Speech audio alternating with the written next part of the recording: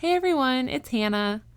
I wanted to quickly ask if you are enjoying the podcast, please leave us a 5-star review. It goes a long way in getting the show in front of other listeners. If you listen on a platform that doesn't do reviews, please follow us on social media, like the show, or leave a comment. Thank you. We love you guys, and we hope you enjoy the show. Do what? I'm not a circus performer. I can't just perform on command. You're listening to The Tales We Tell, a podcast about spooky stories, unsolved mysteries, and local lore. I'm your host, Hannah Parch. And I'm Katy.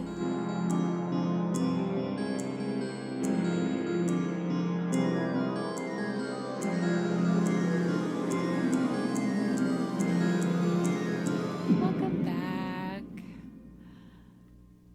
I felt the yawn coming on. I was like, oh crap, we're gonna have to redo the intro because I'm not gonna be able to say my one line. No, it's okay. My 2 words. Sorry, 3 words. It's okay. 2 words and 1 contraction. Katie and I just spent the last 10 minutes talking about how we're either falling apart or No, just falling apart, I guess, physically and mentally. So yeah, we're here. It's fine. somehow holding on by a thread. We are. We're drinking water tonight, and my Christmas trees are still up. So, Amen. I honestly kind of forgot about this one. And Jarek asked today. He's like, "So next weekend you want to take our Christmas tree down?" I was like, "No, I want to take it down now, but I don't feel good, so I want you to take it down because I've taken down all the other decorations." Which means I'll probably just take it down tomorrow while he's at work. Okay. I have one announcement that I remembered to write down.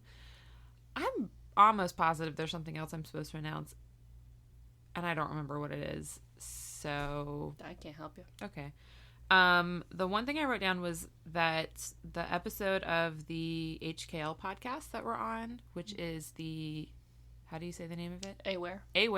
I've been saying it wrong. Aware Clothing, their podcast. So Hard Knock Life. Hard Knock That's what Life. HKL stands for. We got on there and recorded with them last week. It was super fun. Yeah, we got real. Got raw. Got a little weird. Got a little real. Oh, I thought of something for my bucket list. I'll tell you after this. All right, great. It will air, I think, if I did the math right, February 5th. I know it was definitely, I think he said the first week in February. Yeah. So they come out every other Monday. And they put one out the Monday that we recorded. And then he already had one slated for the next time that they were coming out. So we'll be after that one. So mark your calendars. We'll do another heads up as it gets closer. Yes, we will. And also, I'm just going to keep linking it in the show notes in case you guys want to go back and watch other episodes. I was watching them at work. I do. And yeah, it's fun because he asks, I think, the same questions to everyone. And so... well, except for the 5 random things. That was a lot of fun. That one was fun. But one of the things he asks... a nice little break in between, too. Oh, a lot of heavy stuff. Yeah.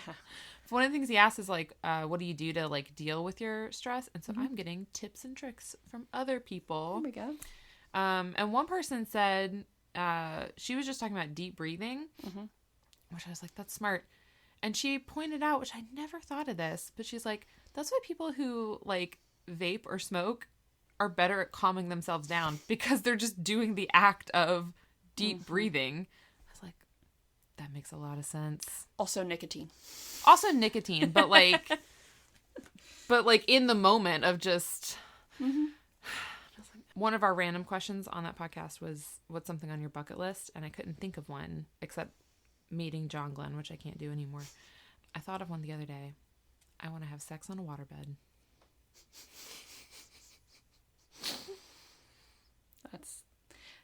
That's big aspirations. I know. I gotta find one, and I have to then find an opportunity. Yeah.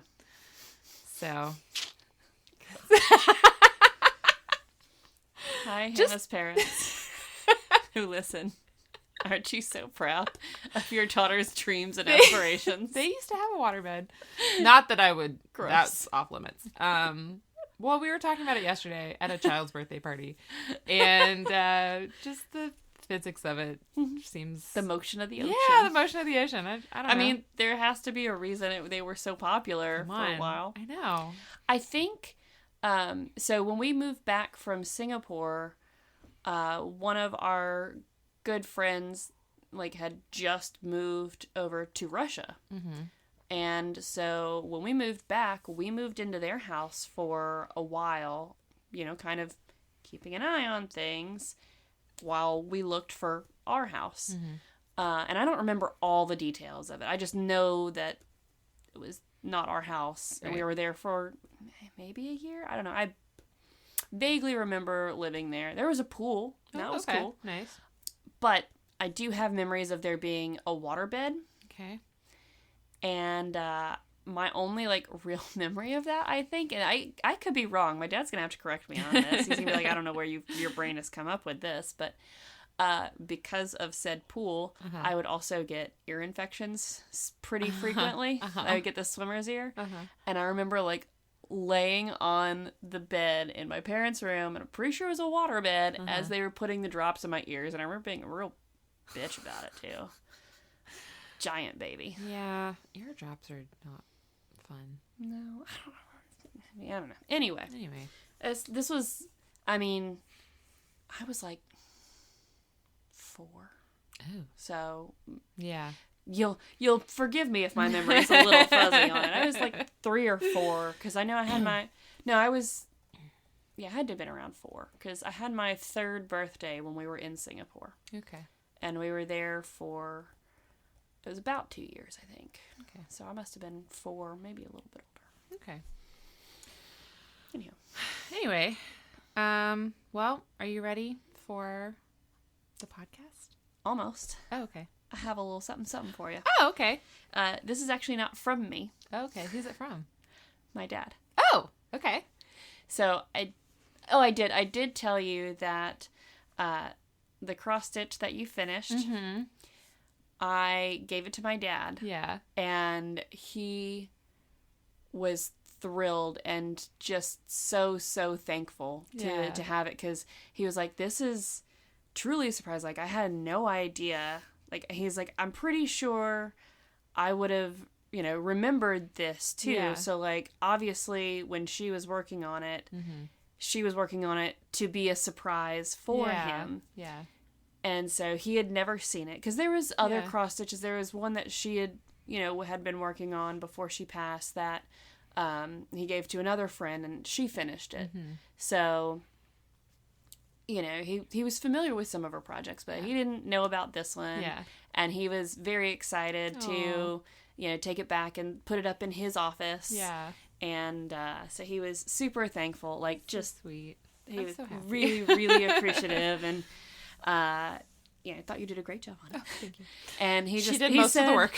He said multiple times, like, I want you to find a nice bottle of wine and put it on my credit card and give it to Hannah. Okay. And so I didn't quite do that. Oh, okay.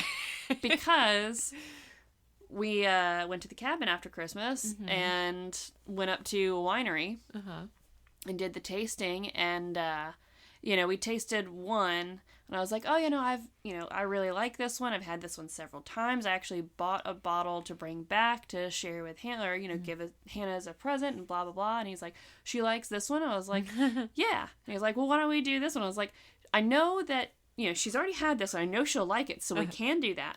But I know that she also enjoys Pinot Grigio. Ooh, I do enjoy a Pinot Grigio. And the Pinot Grigio was also very tasty. So I figured you'd want to try a different one. Yes, thank you.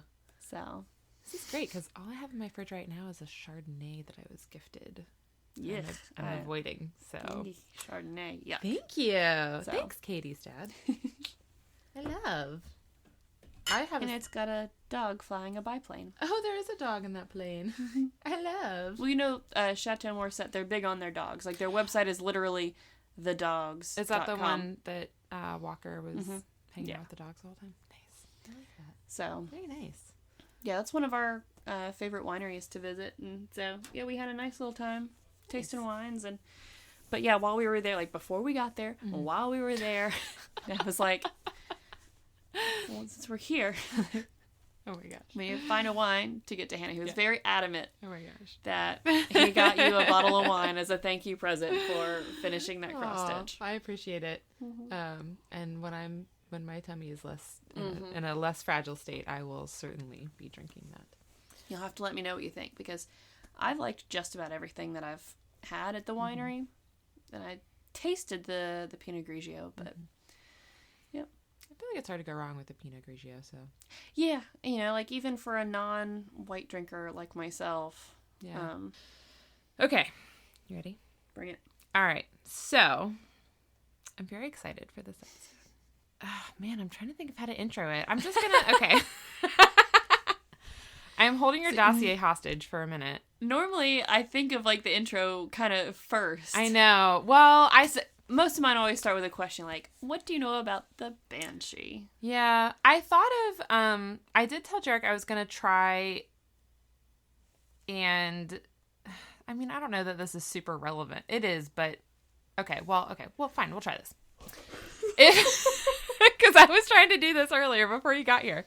Okay, if the FBI approached you and liking this so far, and needed a physical description of me, give it to him. Height? Gotta guess, because I had to guess on yours. 5'6". Correct. Eye color? Oh, fuck. I can't see eye color. I don't know. Brown? Blue? I don't know. No, I don't know.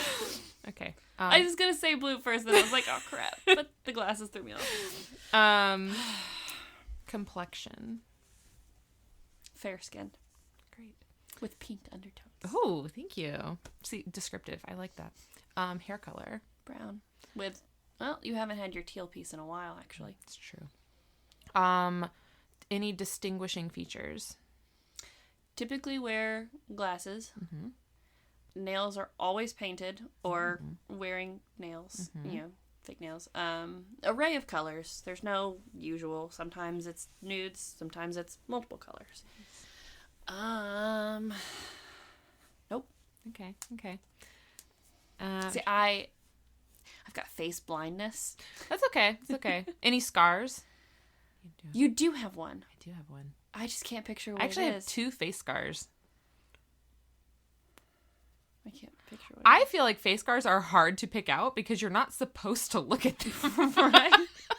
I have one. No, I have technically 2. Do you have 2? Mm-hmm. But one of them's like so old and it's so faded. Like just staring at your face trying to find it. Do you have one here? Is that one? Yeah, I was about to say like our okay. face scars are the same as forehead. Is it this side or this side? That you had it. It's this side? Right. Okay, so mine's on my right and yours is on your left. Yeah, I don't even know where mine is. Yeah, okay. I think it was when I was learning how to walk. I walked into the corner of a coffee table or something. Mine's also a corner of a coffee table. I fell. Christmas Eve. Nice.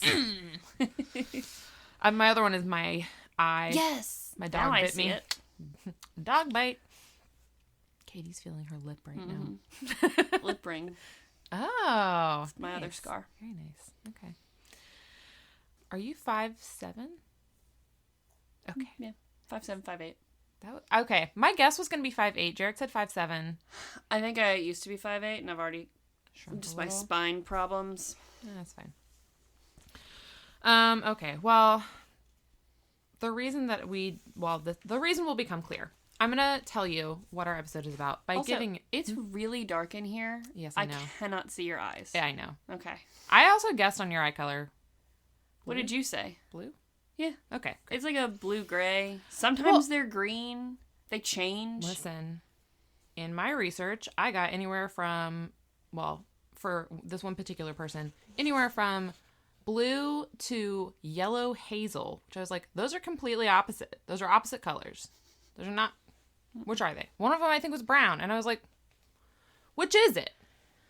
I have this problem all the time that I go out and people recognize me and they're like, oh, hey, how's it going? I'm like, I have no idea who you are. Sometimes people actually look familiar. And I'm like, I feel like I should know you. Who are you and how do I know you? But like, I don't recognize them because they're not in the setting in which I normally interact with them. True, so like there's a woman that we have sat and spent lots of time with at the bank, like going over like notary forms and loan agreements and blah, blah, blah. Lots of stuff. Like we spent a lot of time, multiple times with this woman. Mm-hmm. She's a lovely person. Saw her out, one night a couple months ago, and she was like, oh, hey, how are y'all doing? And blah, blah, blah, blah. And we talked for a little bit, and then she was off, and I'm like, Sheldon, who was that? That happens all the time. Oh, no. I don't recognize people. And the other day, Sheldon and I were out somewhere, and I was about to, like, kind of wander off on my own, and, I was thinking, like, oh, I'll just tell so-and-so, like, hey, if a man wearing this comes in, tell him I'm over here. And I'm like, what is my husband wearing today? Oh, no. And I was literally just with him. I think this was... That is when actually we were in hard Raleigh. to... Yeah. Like, we've spent 2 hours in a car together. Well, he's your spouse. It's hard to... Just not observant to those kind of things. That's true. All right. Well, today... Hey, I know him. I know. This is a good photo. I know. Can we... That's why I printed it. Yeah, exactly. So we're doing... This is the lead up. These are great photos. I know. It's because I joined that Facebook group. Okay. To let everyone know what's happening in our world, I gave Katy 2 beautiful color pictures, one of Ted Cole and one of Ralph Rowe. And if you don't automatically recognize those names, guess what? It's a new Alcatraz episode. It's Alcatraz Part 4. Oh, God. No wonder you're so excited about this episode. Well, here was my initial plan was, okay, to preface everyone, please go back and listen to Alcatraz Parts 1 through 3. Because of those episodes, we have 5 mugshots on our studio wall. We have Ted Cole, Ralph Rowe, James Borman, Marvin Hubbard, and then Sam Shockley, who is my favorite. Marvin Hubbard is my man. Dermot Mulroney. And I have been saying that I'm going to be doing a Sam Shockley episode because he deserves an episode. This is not it. It doesn't sound like. No. But I was like... It's coming. It's coming. But I was like, oh, in the lead up to Sam, I will do a little mini profile on our 4 other guys. The plan was to do that all in one episode. Mm-hmm. Guess what? You got way more information than you expected. Yes. So, we're starting with... Does this mean I'm going to get delightful color photos of Marvin? I don't know. It's going to depend on what the FBI gives me, because... I love how you phrase that. I know. Because so much of this information comes from the FBI vault. Mm-hmm. Because also, if you didn't listen to those Alcatraz episodes, Ted and Ralph were the technically first successful escape from Alcatraz. They were never found. Their bodies were never recovered. So technically, the FBI still has them listed as missing presumed dead. But they have a very extensive amount of paperwork on them that is all archived on the internet. And that's what I've been reading for funsies this week. No wonder you came home from the bar last night like, I was like, I want to do more research. It's like it's 1 a.m. I'm just going to keep reading. I have not gotten through all of them, so, which, it doesn't matter. I stopped on part 3 of 10. Parts 1 and 3 had over 400 pages. Part 2 had over 600 pages. So, like, it's fine. You could do a whole thesis on this. Listen, and I'm also going to go ahead and tell you, I have more on Ted than I do on Ralph, and that's 100% the FBI's fault. They just gave me more. Yeah. So, we're going with it. Okay, you can have your dossier now. Don't look at anything yet. All right, so we're going to start with Ted. He's my other favorite. Teddy Cole. I have so many complicated thoughts and feelings, and I have one favorite fact of the podcast, and we're going to... I had a little baby scream when I read it, so... All right. So Ted was born April 6th, 1912. He was born in Pittsburgh, Kansas. The other Pittsburgh. Yeah. His mother's name was Esther Brace. We don't know his father's name, but let me tell you about his mother.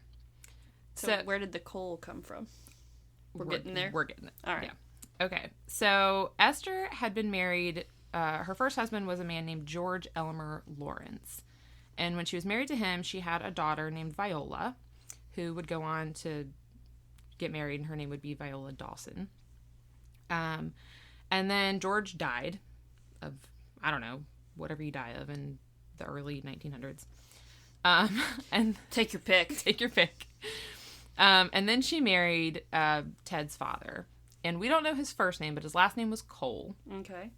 And with him, she had a girl named Pauline, who, when she married, her last name became Cornett.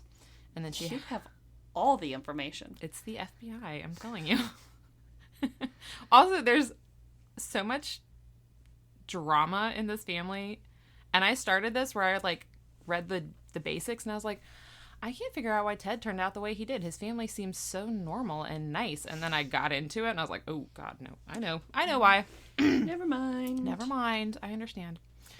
So she has Pauline and Ted. So she's got the 3 kids. Ted's the baby. And then this other husband dies. So husband number 2 dies. Suspicious. Mm-hmm. Then she marries a man named Fred Cole. Allegedly, the last name is just Fred Cole, Ted Cole. Allegedly, the last name is just a coincidence.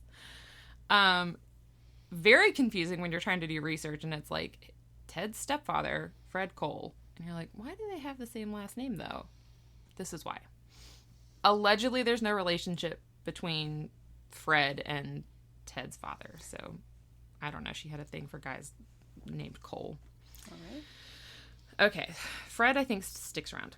Fred would later tell a newspaper that he had taught Ted to swim when he was 13. So, presumably, he was in his life at least from that point. The family was very religious. So they belonged to, when I say they, I mean like Esther and probably Fred, belonged to the Church of the Firstborn. Are you familiar? Not even a little bit. Okay, great. They're an offshoot of the LDS. They, and this, all I know is what I read briefly on the Wikipedia page. They didn't believe in plural marriage, but they did believe in reincarnation. Okay. They also don't exist anymore. Cool. Fine with that. Yep. This family specifically, like, didn't have any radios in their house. Like, they didn't listen to the radio, and they didn't read the newspaper.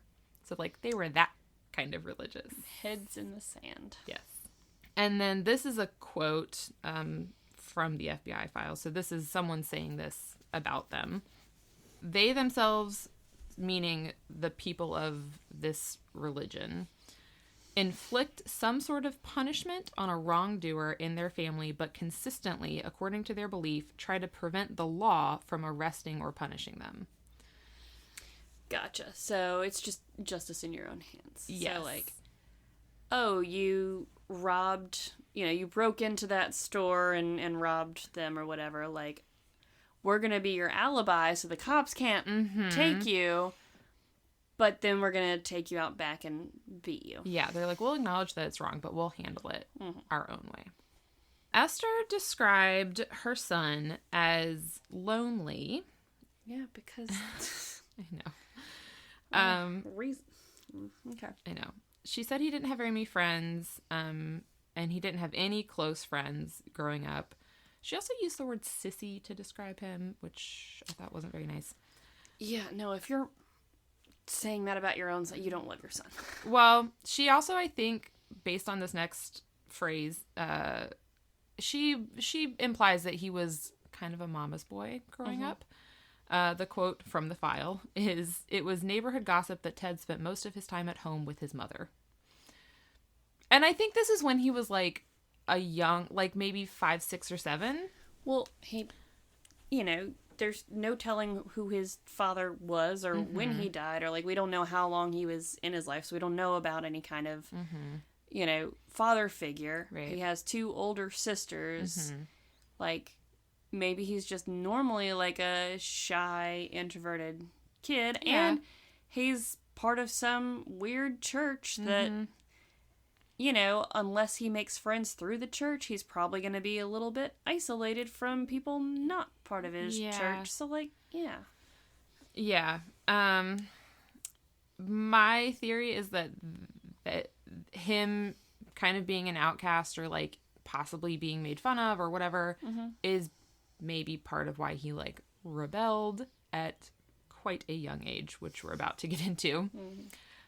His mom also claims, as a mother, I'm not going to say as mothers do, as this mother does, that he didn't start getting into trouble until he became involved with a girl at the age of 17, which is incorrect because we have the, like, arrest records.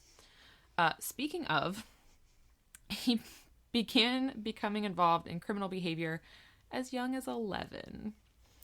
So, his first arrest on record is in 1924, which would make him 12. If you want, you can go ahead and look at your dossier because it's got his little baby mugshot in there. Say, is it baby Cole? Little Teddy? Oh my goodness. I'm assuming he's 12 in that first one. He looks like a tiny baby. So the charges weren't listed, so I don't know what he did at age 12, but enough to get him a mugshot. He was given 2 years of, I wrote parole. Did I mean probation? Yes. Okay. When he was 14, this is not listed in the FBI records, so I don't know if this is true. When he was 14, he allegedly shot a police officer. Maybe he wasn't arrested for that, but I don't know. And then in 1927, so he would be 15, he was convicted of burglary and sent to the Oklahoma State Training School for Boys.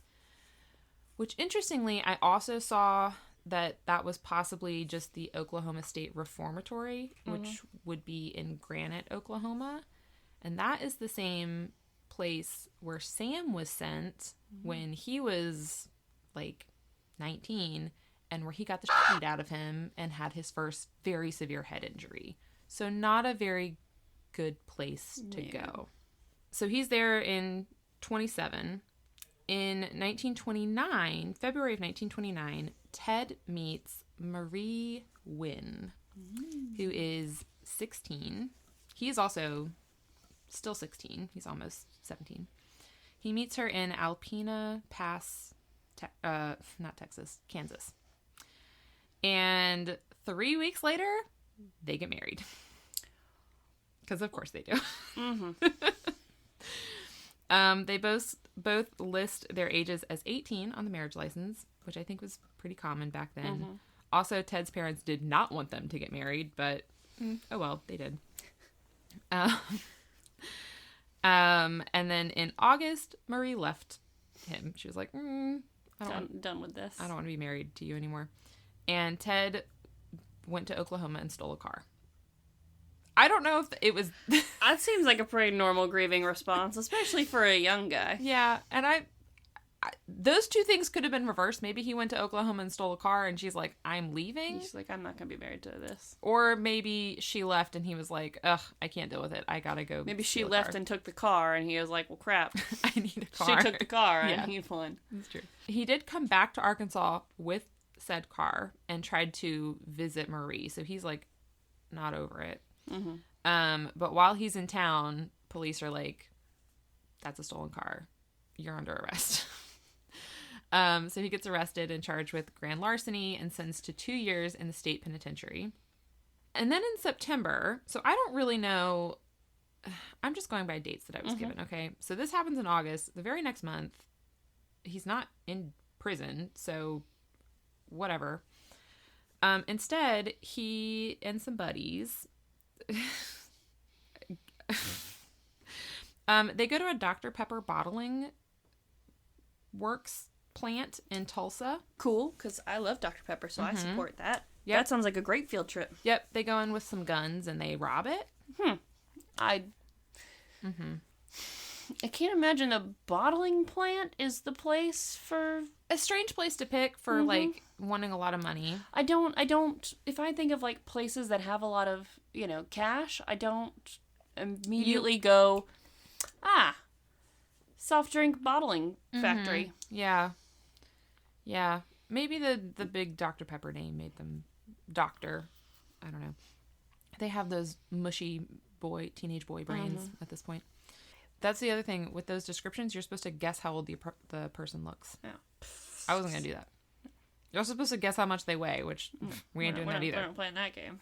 I'm like, we're not mean people. I'm not going to guess how old you look and how much you weigh. No, thank you. Okay, so it's Ted and two other boys. They steal a watch that's valued at $25, which is about $400 today. And then they steal $412 in cash, which is about $7,600. So it's like an $8,000 job altogether, split between 3 teenagers. A lot of money for teenagers, I guess. Well, they all get caught and arrested.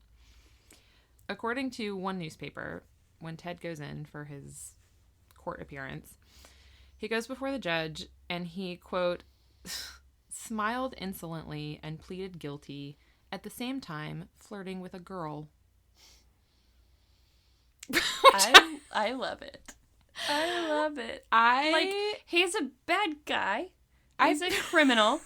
But, like, you can still kind of love the villain, be like, cheeky. Like, I can totally see it. Just like, oh yeah, judge, I'm guilty. Hey, sugar. I feel like, based on his mugshots, mostly because I think he just had a real glow up. He hit like 23 and I don't know. He seems like he's just sassy. You know? I don't know. I feel like he was such a little shit at this point. I can see it. I feel like I know this kid. You know who he reminds me of? Okay. I know I've told you how we're watching Shameless and how I hate everyone in the show. He reminds me of Carl.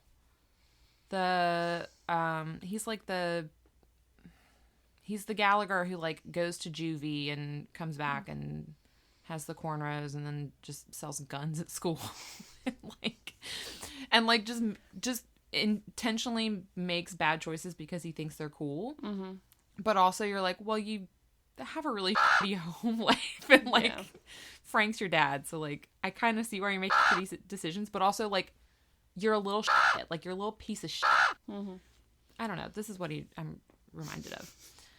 So anyways, but the Gallaghers, they also have that kind of like, we'll take care of, like, we will stick together. Like, we're not going to let one of our own get arrested. But they do very much. Everyone's getting they're arrested. All terrible. They're all terrible people. Speaking of, this trial is when Ted gets his nickname, Teddy the Terrible. Worst nickname in the world. The judge he is going before is Judge Saul Yeager, and in one of the articles I read, there's a picture of this judge, and I swear to God, he looks 23, maybe. Like, he looks super young. I said I wasn't guessing ages, but he looks really young. And he looked at Ted and his little insolent smile and was like, you piece of shit. Because even though no one was hurt during this robbery, he sentenced Ted to death by electric chair. Ted is 17, mind you. Oh my gosh. I know. And this is a quote by Judge Yeager. He says, "The boy is a potential killer and deserves such a sentence. He will not stop these types of crimes. It's in his blood." I think I remember. Didn't you have a similar quote in that first the first episode with him? Maybe. I think I mentioned that he had been sentenced to death for a robbery. Yeah. When he was a teenager. Or maybe it was one of the other guys that another judge had said very similar thing. Yeah. Like, this kid's a bad seed. Yeah, like, yeah. Just because he didn't kill this time, like, he will eventually. Yeah, and, like, I was thinking about this when I was, like, compiling everything, and I was like, okay, trying to, like, look at things with an open mind, and, like, all right, I can see how this 17-year-old with, like, this chip on his shoulder. This chip on his shoulder, f***ed up home life, like, more f***ed up than I even knew at the time. I can see how, like, he's trying to look tough, and he obviously probably doesn't know that the death penalty is on the table here, but, like, he's robbed a bottling company. And he's like, yeah, I'm guilty. Like, you know, like, he's trying to look cool. He doesn't really know any better. He's got the attitude, but, like, he's cooperating. Right? He's cooperating. And, like, I mean, troubled kids, I'm sure, put on a face. Oh, yeah. Whatever. And he's doing this. But then also this judge is looking at him going, you piece of shit. Like, you've got a criminal record. There's no looking at reform it. for you. Yeah, like, there's nothing, you know, you obviously don't care. You're obviously not, like, remorseful. You don't belong in society. Yeah, like, you've done crimes before, which he only had, I think, like, 3 other, I say 3. I'm not trying to excuse it, but, like, only 3 crimes. Like, really, the first 5 don't count. It's not like he had a rap sheet that was, like, a mile long. Yes, he had a criminal record, but, like, it's not like he had whatever. Also, nothing, in my opinion, will justify the death penalty for a 17-year-old. A 17-year-old, or anyone who just robbed a place and didn't hurt anyone. Mm-hmm. Also, in that same article, or I guess on the same docket that day, Judge Saul sentenced a 29-year-old man to life in prison for an armed robbery that yielded $1.15 worth of gas and oil. So life in prison. So Judge Saul is also maybe just kind of a hard ass. So luckily, everyone was very appalled by this death sentence. Mm-hmm. And in August of 1930, Ted appealed his sentence, and thanks to the, like, public support, his sentence was overturned and commuted to 15 years. And so that was to be served at McAllister State Penitentiary in McAllister, Oklahoma. Marie, his wife, his young wife, continued to, like, correspond with him while he's at McAllister's. They're not really together. She's just, you know, still talking to him. We're still legally married. Yeah. Partly she's maybe trying to keep up relations because she also gave birth to a son. Because he knocked her up in those, like, very quick couple months of their marriage. So sometime in 1930, she has a child, which is a little boy that she names Billy Wynne. And I hope that I'm saying her last name right. It's spelled Wynne. Yeah, I would say Wynne. Okay. I'm like, Billy Wayne sounds better, but Billy Wynne. Billy Wynne Cole. Ted never sees this kid. I don't know if he cares about this kid at all, but he's there. He exists. He exists. And he is living with his mom. While Ted's in prison, Esther, his mom, approaches Marie, and she's like, hey, I want you to circulate this petition for Ted's release from prison, and also come with me to the governor of Oklahoma so that we can, like, get him to release Ted. And Marie is like, no, I'm not going to do that. Probably because she's done with the relationship. Also probably because maybe she thinks Ted needs to be in prison for 15 years. Like, yeah, we don't know what their relationship was. We don't know why she left. Yeah. Maybe she's like, oh, he's bad news bears. Bad guy. Yeah. And at the time of... she probably might have felt more safe or comfortable with him behind bars. When she was being interviewed by the FBI, they're obviously interviewing... I mean, not to skip ahead. Everyone knows what happens. The FBI is interviewing people potentially because if they made it across the bay to shore, you know, they want to know who they would go to. Yeah. And she specifically says in her interview, no, I'm scared of him. If he made it back, if he broke out of prison, I would be scared if he came to my house. So I don't think they were on great terms. I think maybe she was communicating with him because he's the father of her child. But when she refuses to, like, try to help him get out, which also is probably useless. So, like, she was also probably like, I'm not wasting my time doing that. Esther gets pissed the off. So Esther has a temper. Oh, so I wonder where he may have, like, learned this behavior or just inherited this behavior. Esther's real mad that Marie's not going to help her baby boy get out of prison. And Marie says that after this, she didn't have any contact with Ted or any contact with his family. Mm-hmm. Later on, in April of 1931, she would file for divorce from Ted, and that would be granted. She listed the reason as desertion, which, fair. He's in prison. And at the time of his escape from Alcatraz, she was living with her parents, with Billy, who I think was like 5, 9. I didn't do the math. And she was engaged in occasional sex work, which, good for her, whatever. Make your own money, girl. And she was known, I don't know why they gave her a nickname. She was known as Alpina Marie. Okay. I'm going to take that to mean she was great at her job. Yeah. Well, let's go with that. I'll go with that. Not that she was just super well known. Listen, make your own money. It's 1930, whatever. And you've got a kid. Like, she's probably not getting any support from her family. She's definitely not getting any support from her in-laws. Mm-mm. All right. So, Ted's at McAllister. A prison. A state prison. He doesn't want to stay there. So... No, I don't imagine he would. In 1933, he makes his first escape attempt, which is to try to climb over the yard wall using an improvised ladder. That does not work because that's a very dumb plan. A guard sees him and shoots him in the leg. I'm presuming, so I've read the descriptions of him and Ralph 5 billion times because the FBI just sprinkles that about like we've forgotten what it is. And he's got an 8-inch scar on his leg. They said above his knee. 8 inches seems a little big for like a bullet wound, but he also doesn't have any other scars listed on his legs. So I'm assuming if he was shot in the leg and there's a scar on his leg, that's what those are. 8 inches. Really big for a scar. Another one listed it as 12 inches. So I don't know if someone just... I don't know. But What are we talking about again? Well, that's men for you. Oh my gosh. That's men and measuring.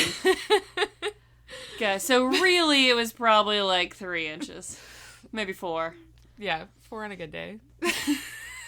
When he's excited. I read another account that said that when they shot him, he was actually shot in the hip, which is very far away from your knee. So I don't know. Well, he's got to travel 12 inches for the scar. But it said it went in through the front and out through the back, which I'm like, that's your whole ass body. So I have no idea, because that also said that it paralyzed his muscles, like that the muscles. So I'm like, is he walking with a limp? That should be mentioned. I don't know. I don't know. All we know is he tried to climb over a wall. It didn't work. He got shot. And he lived. It's fine. A scar of indeterminate length on his leg. There's something going on with the leg. Okay. In 1934, Ted gets a new roommate. Cellmate, sorry. They're called cellmates. I'm sorry. Like, I understand our desire to, like, inmates' rights and whatnot. Yeah. And, like, not dehumanize them. But, yeah. like, stop trying to humanize them too much. They're still criminals. Okay, so this guy's name is Bill Pritchett. And they become cellmates. And then in March, Billy is found dead from a bunch of stab wounds. 27 stab wounds is what he gets. Seems a little excessive. I'm sure 20 would have done it just fine. 25 maybe. So according to, like, one of the articles I read was like talking about Ted getting this death sentence and like what the judge said, and it's like, well, and then he proved the judge correct by murdering his cellmate. Okay, so what Ted says is that Bill made, quote, improper proposals to him. And that early in the morning hours of March 11th, Bill approached Ted in his bunk and essentially said, I'm going to rape you. And he had a knife with him. And so they begin to scuffle, which was the word that was used. I was going to guess tussle. Scuffling is the cutest way to describe a prison knife fight. But that's what's happening. So they're scuffling. Not just a prison knife fight, but like, because that just implies they're just mad at each other. This is preventing a sexual assault. Yes. Knife fight. Yes. Well, during the scuffle, Bill drops his knife. So now it's just a fist fight. Mm-hmm. But Ted actually has a knife. Surprise! It's under his pillow. So he grabs his knife, and what he says is that every time Bill punched him, he would stab Bill until he stopped, which was apparently 27 times. Which doesn't really seem physically and medically like what happened, but yeah, I feel like after the first few, we got partway there, and you're gonna stop. It's fine. Punching.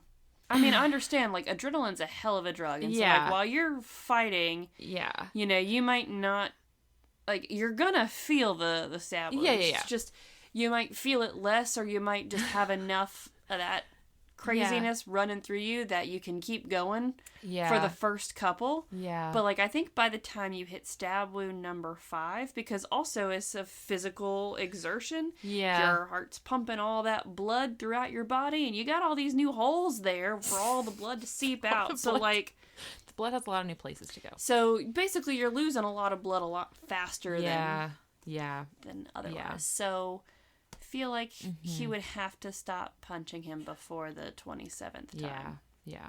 Unless he's just like, like, or if you're just, if like, really going to town on stab. If like maybe 25 of them are very superficial, and then 2 of them are like deep to the neck and the heart. I don't know. Because this is also a prison knife too. Yeah, like, it's not like a kitchen knife. And so, again, trying to be open-minded, like, this could very well have happened exactly this way. This could have been like this guy saying, I'm gonna sexually assault you, and if that is the case, if anyone says that to you, by all means, knife fight them. Like, do what you have to protect yourself. Don't stab them 27 times, though, because it makes your defense sound less plausible. Don't do that part. But defend yourself. Yeah, absolutely. For sure. I don't want to not mention the fact that this could have also just been like, he was just coming on to Ted, and you know how sometimes guys do that thing where I'm not gay. They violently overreact. Yeah. Okay, so here's where I'm going to take a chance to mention.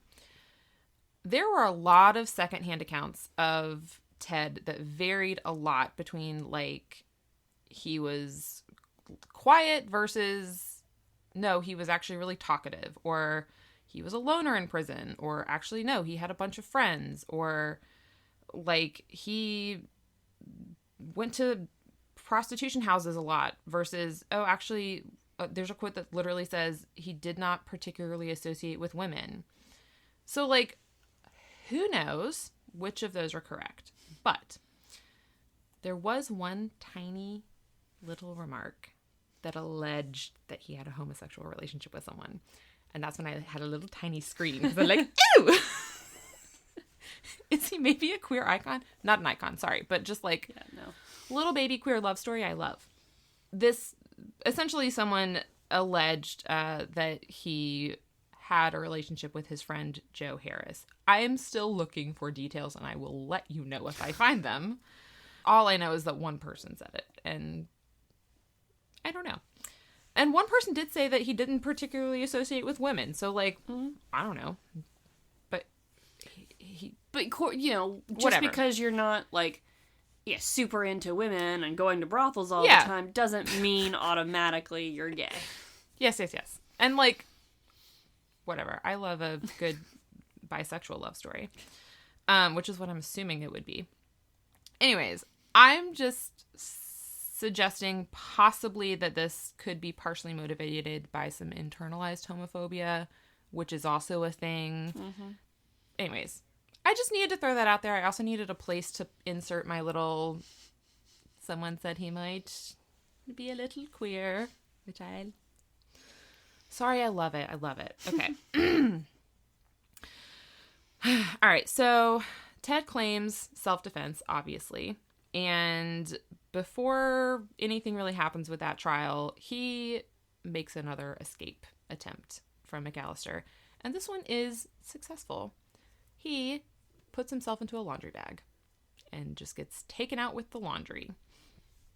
So once the laundry truck is outside of the prison, he cuts himself out with a knife that I guess he just has on him.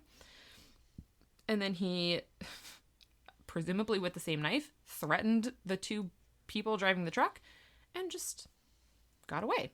Seems like a solid plan. I mean, the beauty and the simplicity, you know, like sometimes the most simple thing is the way to go. Yep. So he gets out and he goes home.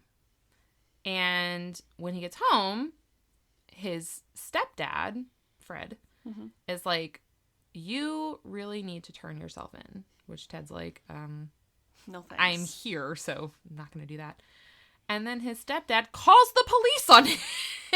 So much for the whole we take care of our own. I know, like a fucking narc. So obviously Ted runs away, does not stay at home.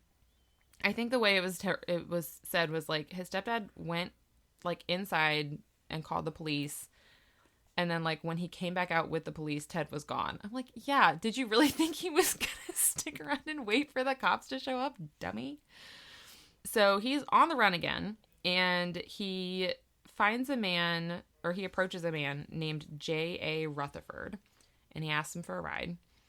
And this is why you should not pick up hitchhikers, by the way, because they could be Ted Cole.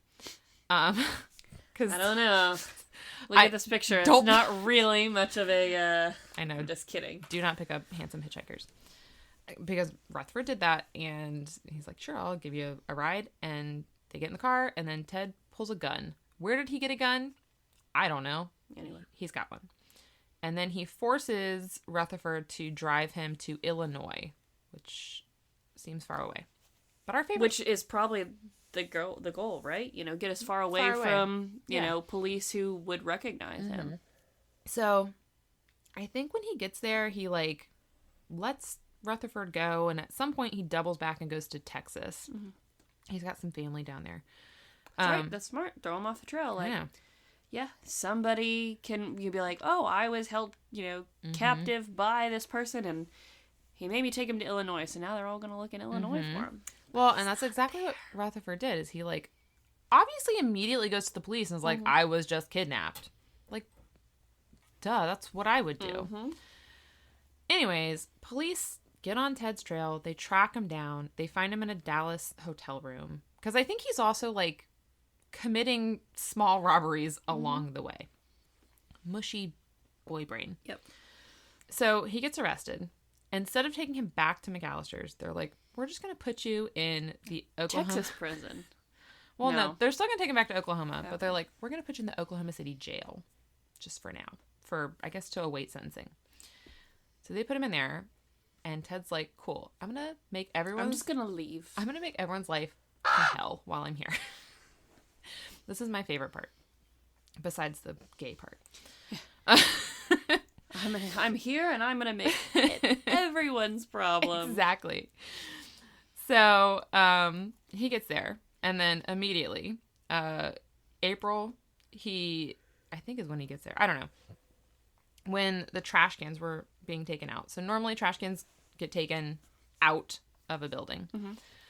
For whatever reason, this one time they get taken and put into the front office. Like, they're just left there for a second. And this jailer is in the front office, like, I don't know, working, doing paperwork. And he's sitting there, and all of a sudden, Ted just, like, pops out of one of these trash cans. Because he's been hiding in it. And they're like, he's like, I picture that he just pops out and is like, oh, you got me. I'm still here. Obviously, they got him.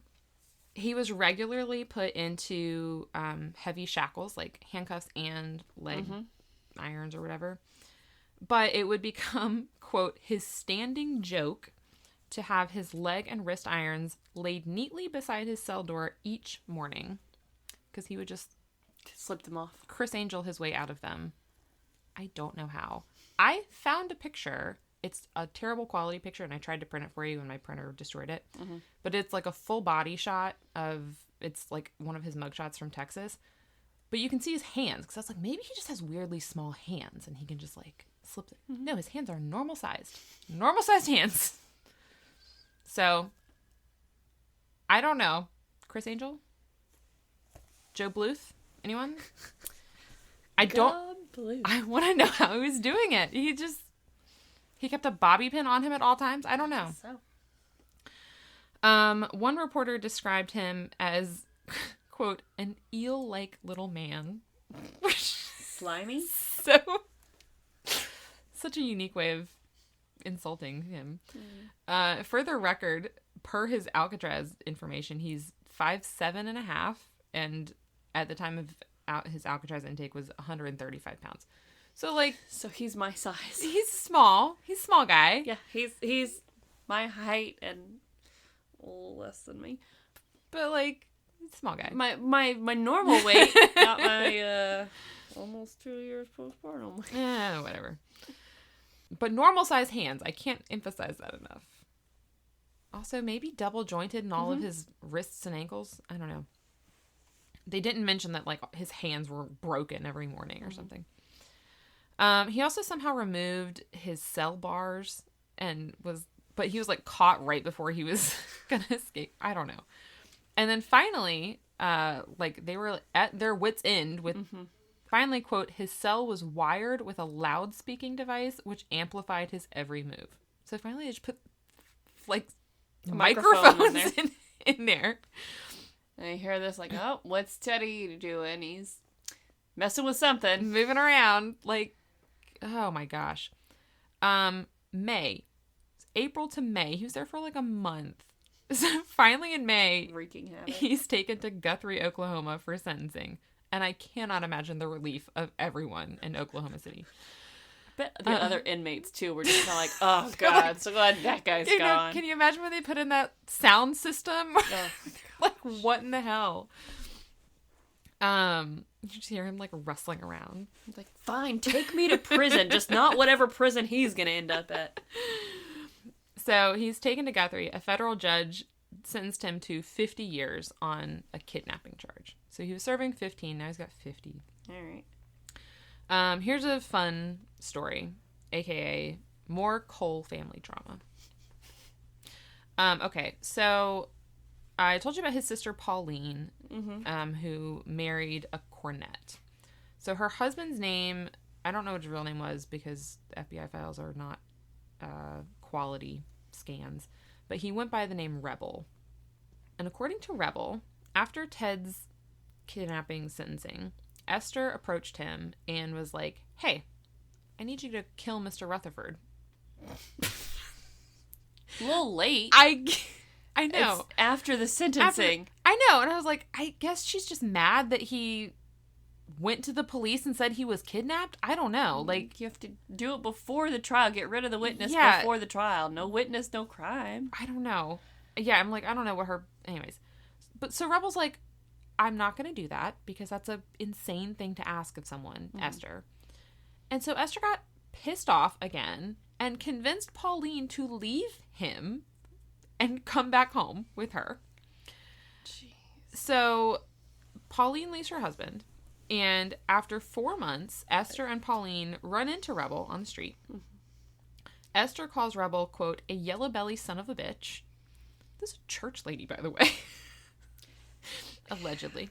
Don't get me started. And then Rebel, quote, gave her an awful beating and then took Pauline home with him. What? I know. Yeah. I know she sucks.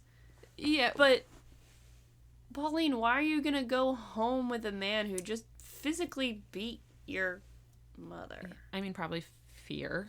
I mean, yeah. Fred Cole denies that this happened. He claims instead that he says his wife never asked Rebel to kill anyone. Whatever. But he said what actually happened is that Rebel came over one day or I guess, whatever. He took Pauline's kids away. They had some kids, and he just took them away. And when Pauline went after him, he hit her over the head with a rock.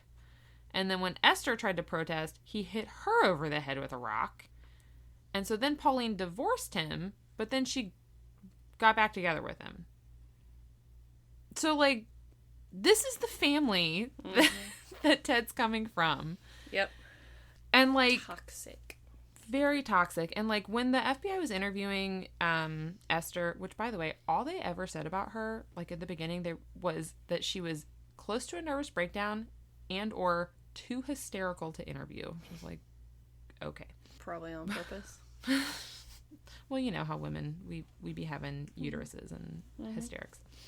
But when they did interview her, they said she was very difficult to interview because she kept, like, quoting scriptures at them, and she kept talking about how Ted was, like, predestined to be, like, a bad kid. Mm-hmm. But then at the same time, she was saying it wasn't his fault. He was, like, a product of his circumstances. Like, she would say he didn't get She's the circumstance. Yeah, yeah. But she would say, you know, like, he didn't get any trouble until he married that girl. But it's like, oh, but he did, actually. Ted is sentenced now to 50 years. He ends up going to Leavenworth, Kansas, and then pretty immediately is transferred to Alcatraz because he's a problem. He's got all these history of escape. Yeah. So on October 26th of 1935, he's transferred from Leavenworth to Alcatraz as inmate number 258. And very famously, when he gets there, allegedly, he says, quote, Don't think I'll like it here. Doubt I'll stay long. Which, true. He did.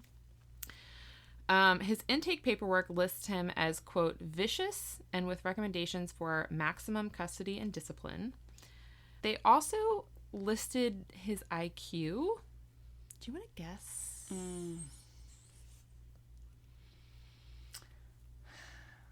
Remember, everyone's real mean about it.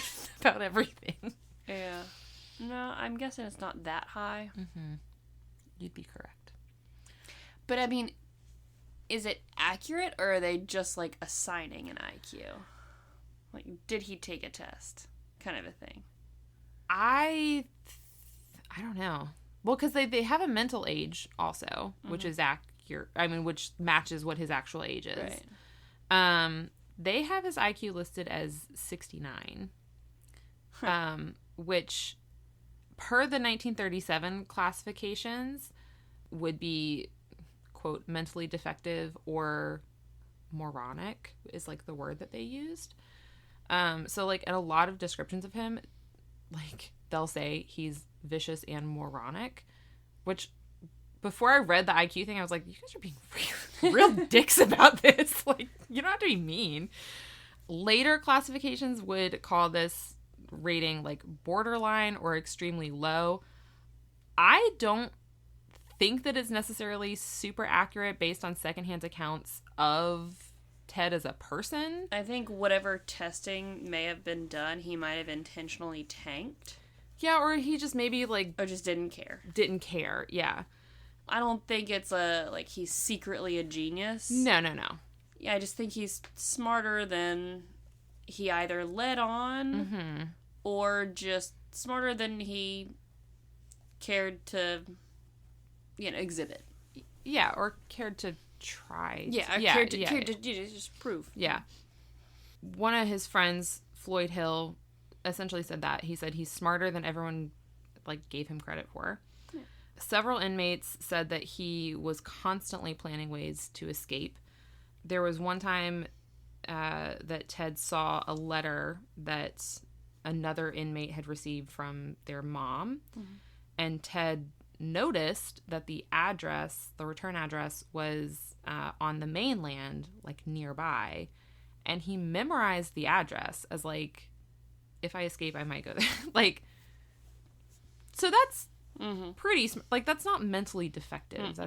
That's at least, that's intelligent in a different way. Yeah. Well, I mean, that requires, like, forethought and planning and whatnot. Yeah. Mentally defective is more, I would say, like, act first, think later, or more impulsive, or like, okay, I got out, now what? Yeah, and, like he definitely did exhibit that sometimes. Yeah. But, like, I would say not as a rule. Like, not as... Anyways. How much of that is just, like, flying by the seat of your pants versus... Yeah. Being mentally defective. Yeah. And then guards also described him as, like, constantly watching them when he was being transferred and watching for mistakes or slip-ups that he could take advantage of. Like, he was very much described as, like, being really crafty and, like, sly and... I don't know. I mean, you can see it. Foxy. I don't know. You can see it. Also, I could not say... Well, I'll get to that later. Okay. I'm jumping ahead. Let's move on to Ralph.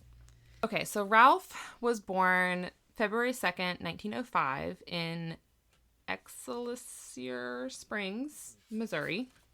Excelsior? Yes, that's what I said. Excelsior. Shut up. Shut up, Katy.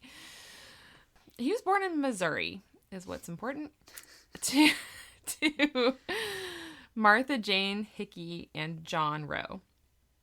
He had 3 brothers, James, Raymond, and Roy, which means they had James, and then they said Raymond, Roy, and Ralph. Whatever. Because it's not hard enough when you have to yell. There's 4 boys. You know you're going to be yelling at them, like... And you know when you're trying to get to one of them, you're going to go through all 4. I have 1 kid, and I've gone through multiple names before I got to his. Which names do you go through?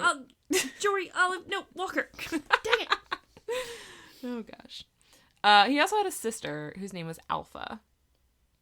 Ralph and Alpha?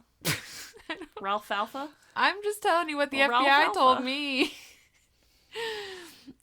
He was raised in Duncan, Oklahoma. His mother died, I think, of tuberculosis when he was 9. And I think that his sister died around the same time. Also of tuberculosis. His father remarried a woman who struggled with her mental health.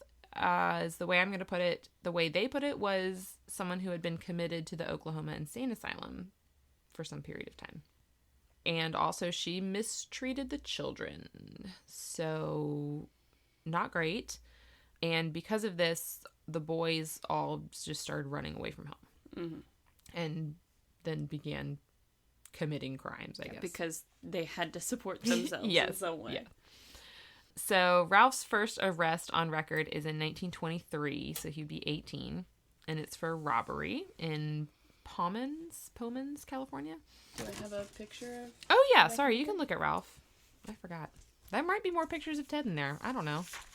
No, it's just Ralph. Okay. So, 1923. And then 1924. Don't skip ahead. You kept telling me, or you forgot to let me know. Oh, whatever. In 1924, he's arrested for grand larceny in Little Rock. And then in 1927, he's arrested for robbery with a firearm and sentenced to... life. Death? Not death. 12 years, which is reasonable. And he gets sent to McAllister. But 2 years in, he's like, I'm sick of it here. I'm getting out. And so he smuggles himself out in a crate. I would argue that the people at McAllister should check their containers before they leave the prison. However, he's leaving in this crate, and then he runs out of air in the crate. And so he has to abandon his plan. He's got to, like, break himself out of the crate because he can't breathe. Why didn't he drill a hole or something in the crate? I don't know. Mushy 20-something-year-old brain? I don't know. He gets paroled in 1933. And then that same year, at some point, he falls in with Wilbur Underhill, also known as the Tri-State Terror. It's our second terror. They like those nicknames in the 30s. So Underhill was a notorious gangster from Joplin, Missouri. He was a bank robber, a murderer, a practicing bigamist. And he had also escaped from prison more than once. And he was, in December, celebrating his honeymoon with his 5th wife, Hazel Hudson. And I think when we say bigamist, he was probably just not getting divorced and moving on to his other wives. I don't think he was like... Sister wiving. Yeah, he wasn't sister wiving. So on December 30th of 1933, Wilbur and Hazel are having a little honeymoon celebration in a cabin in Shawnee, Oklahoma. And as you do on your honeymoon, you invite some of your friends. So Ralph was there with his girlfriend, Eva Mae Nichols. And they were partying like it was 1934, which it was about to be. So they had stayed up all night partying, but an informant had tipped off the FBI to their location. And in the early morning hours, federal agents surrounded the house and a shootout started. Wilbur was hit 13 times. Ralph was hit twice. Eva was hit some amount of times.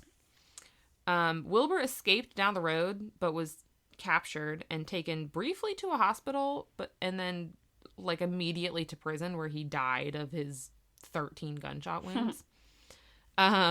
Eva also died of her wounds a few days later, and Ralph did not die, obviously, because this is about him. He had been hit in the arm and the shoulder, and that picture of him where he was like laying down smiling is him recovering from that. He's like in the hospital. That's what I was guessing. Hey, I'm doing fine. Even though my girlfriend just died. Sad. Also, I should mention he had a bunch of girlfriends lined up. I shouldn't say lined up. He just had a bunch of he had a lot of girlfriends. So he was charged with conspiracy to harbor Underhill and was given a 6-month suspended sentence. 7 months after that, in July of 1934, Ralph and a buddy named Jack Lloyd were picked up by authorities for stealing a car. Because, you know. They were released a few days later on bond, which Hazel, Underhill's widow, paid. But then a few months later, in September, Ralph and Jack robbed the Farmers National Bank of Sulphur, Oklahoma. They made out with $3,206, which was about $73,000. So pretty good. They were almost immediately arrested, like a couple days later. And they were charged with the Federal Bank Robbery Act, which seems like they could have just been charged with robbery, but... No, we gotta make it fancy. There's a whole thing for it. They were held without bond this time because they were like... Learned our lesson. We know you got a rich lady friend. And Ralph was found guilty on all of his charges. He was sentenced... There were like 3 different charges. I don't know what they were. But he's sentenced to 20 years, 25 years, and then 99 years to run concurrently. He's taken to Leavenworth, and then, surprise, he gets transferred to Alcatraz. He actually rides the ferry with Ted. They go over at the same time. Yeah, because he's inmate 260. He's right after. Marked in 2 after Teddy. Yes. His intake paperwork also listed him as vicious and recommended for maximum custody and discipline. His IQ, though, was listed as 103, which is basically average. He pretty immediately became known as a troublemaker at Alcatraz, which he had been known before to be like an annoying prisoner. Not in the way that Ted was annoying, but like a different kind of annoying. Ted's a special kind of annoying. So some of his infractions included joining in a work strike and encouraging other inmates to do so as well, and also encouraging them to like a rabble-rouser. Yeah, not go back to work. That's a fun word. One of them was, quote, challenging the guards to come in and fight, which I love. Man, if I was a guard, I would be so impatient. I'd be like, just come on, Ralph. Like, I'm not going in there. I'm not going to fight. Just come on. Come on. Like dealing with a toddler sometimes. I swear. I'm just like. That's a good description of how he was kind of acting. Yeah. No, I'm getting major toddler vibes there. Well, okay. Tell me if this is another toddler thing. Oh, it's like a new game. Yeah, Cat new game. Or poltergeist. Toddler or grown prison man. Grown inmate, I guess. Toddler or Ralph. Talking when he's not supposed to be. This is also, by the way, they were both in there during the silent years of Alcatraz when you weren't supposed to talk. And then, quote, being a constant noisemaker. Would that describe your child, Katie? He's actually not that, like, loud and noisy. He gets in, like, chatterbox modes. Mm-hmm. But for the most part, he's, you know, he does like making noise and, like, oh, that's a funny sound. Oh, loud sound. That's something that he'll do. That's adorable. Yeah. So he doesn't, like, yell and holler or anything like that. That's true. He's pretty quiet. Mm-hmm. So Ralph and Ted had met each other at McAllister. I don't know when, because no one ever mentions that. And a lot of accounts say that they immediately started planning their escape together, like, pretty early on. Mm-hmm. So they both worked in the same building. Ted worked in the blacksmith shop as a janitor, and Ralph worked in the mat shop, which was, like, repurposing old tires. Mm-hmm. So same building, different rooms. There are a lot of inmates that the FBI later interviewed that said that Ted specifically talked a lot about escape plans. Ralph, not so much. Ralph was also, like, in solitary a lot because he was in trouble a lot. Mm.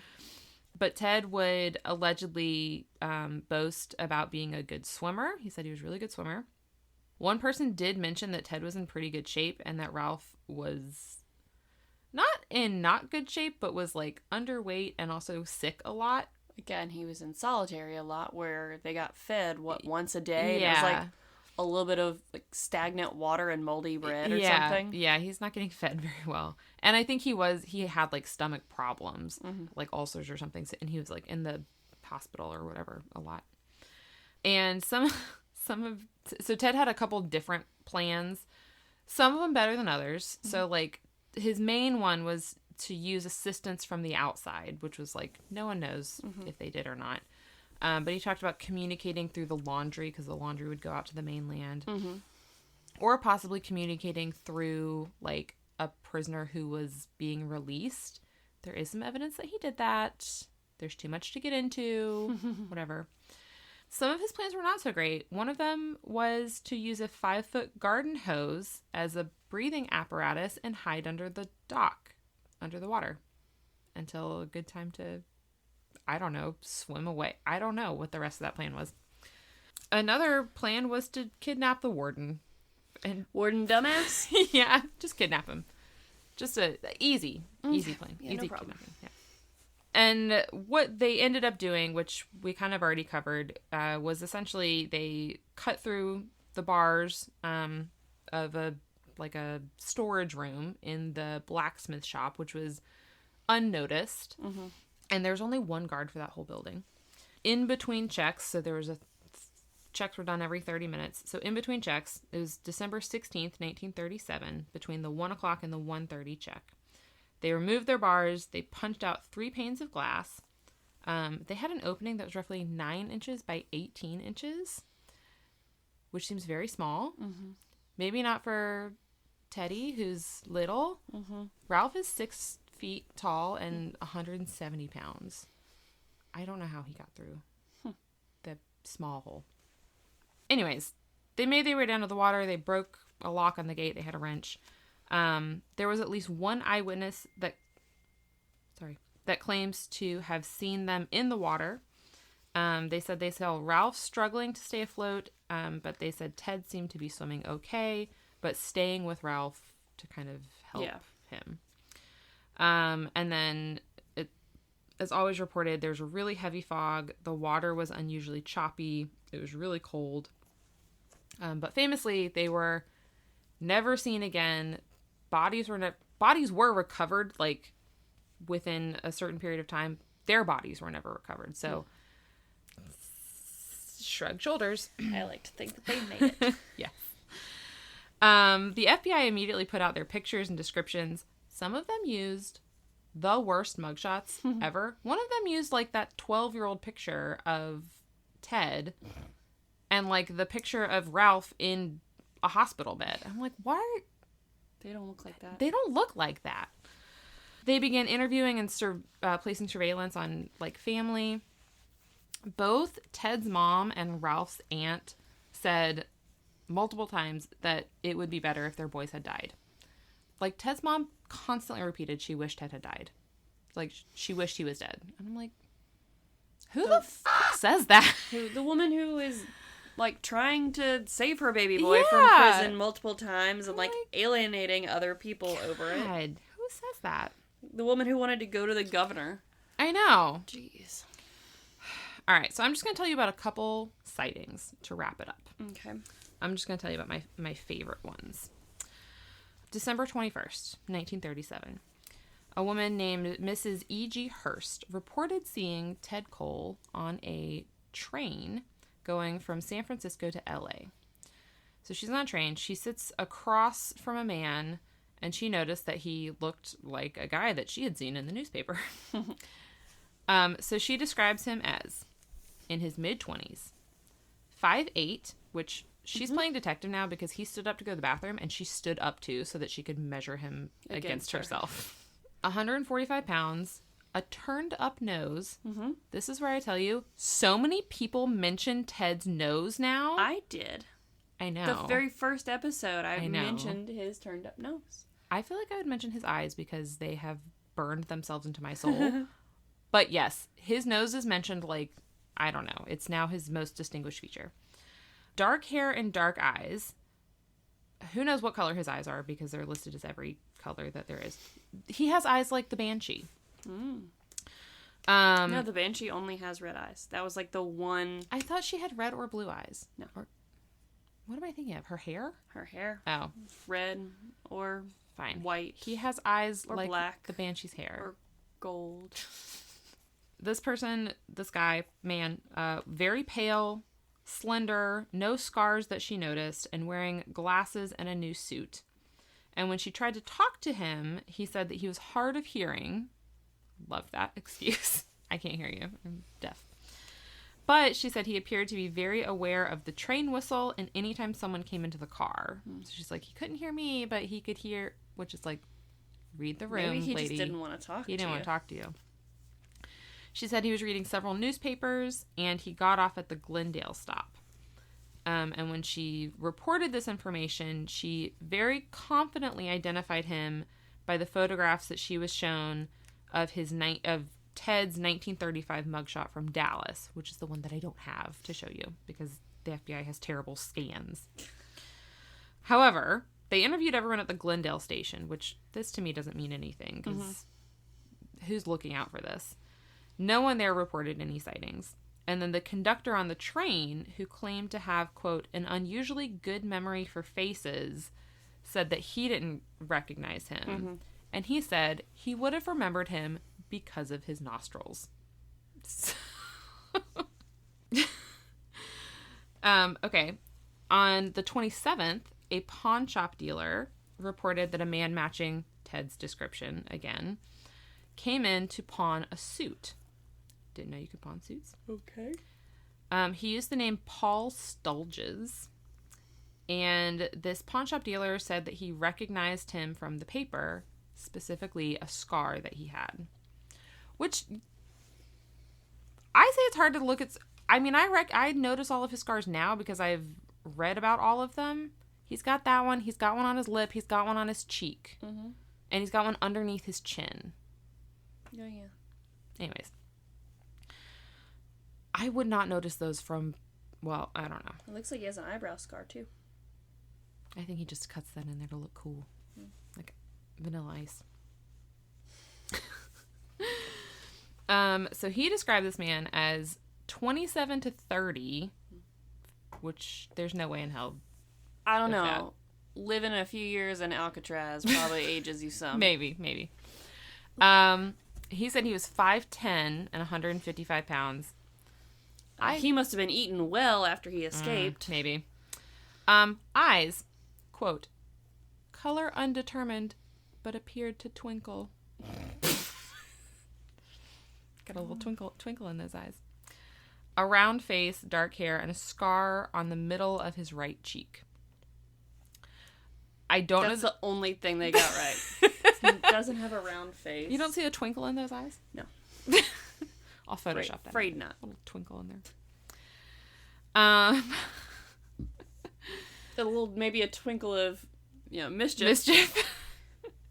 They did, this guy had to, like, sign his name on, like, a paper, and they did a whole bunch of handwriting analysis, and I think they came back negative, but they also said that they didn't have a lot of good handwriting samples for either one of them. They also kept claiming, FBI files are so annoying, because they'd be like, enclosed are, handwriting samples for subjects Roe and Cole, and here's what they are. And Ted's were like doodles on an envelope, and Ralph's were like actual letters, I think. But they'd be like, okay, they're enclosed, and then they would just skip to something else. I'm like, can you at least scan the interesting parts of this case? I want to see the fun things. On December 29th, 2 men arrived in Los Baños, California. They arrived around 10:30 via freight train. And one of the men came into the Liberty Cafe around midnight and asked if he could wash dishes in exchange for food. And the night operator, whose name was Manuel Lima, told him if he washed dishes and scrubbed the floor that he would give him food and 50 cents. And so the man agreed, and he worked for 2.5 hours, which seems like a lot. But Manuel said he was a really hard worker, and he offered him a room when he was done. But the guy said, oh, it's okay. Me and my partner are staying down the road at this cabin. So Manuel described him as 30 years old, 5'7" or 5'8", 160 pounds, brown hair, a 1.5-inch scar at the hairline on the right side of his forehead. And when asked specifically about his hands, like by the FBI, he said he noticed something blue on the back of his pinky on his left hand, and Ralph had a blue tattoo of a star on the back of his left hand. When they showed Manuel pictures of the 2 men, he immediately picked out Ralph, allegedly before knowing who he was. I don't know if that's true. And then he also later said, oh, I was wrong about the height. He was closer to 6 feet, and also the scar was above his right eye, not on the temple. Which, who knows? There was also a sighting, I'll just tell you really quick, in early January in Warsaw, Indiana, where 2 men were seen at a gas station. Essentially, it's just 2 men who look like them were seen at a gas station. And one of them was carrying a pistol. And the attendants wrote down the license plate number. There's like 5 pages of this stupid file dedicated to them investigating the license plate number to find out they wrote down the wrong license plate number. And I was like, are you kidding? Could you have summarized that a little better? But they had... Gotta love official records. I know. There would continue to be sightings as far as, I think, 18 months later. I think there's a couple years later there was an alleged sighting in, like, South America. Again, I've only gotten through 3 parts of 10 parts. But the case, I think, is technically still open. I think they are technically still listed as missing, presumed dead. Yeah. Well, especially now. Well, yeah, now they're probably definitely dead.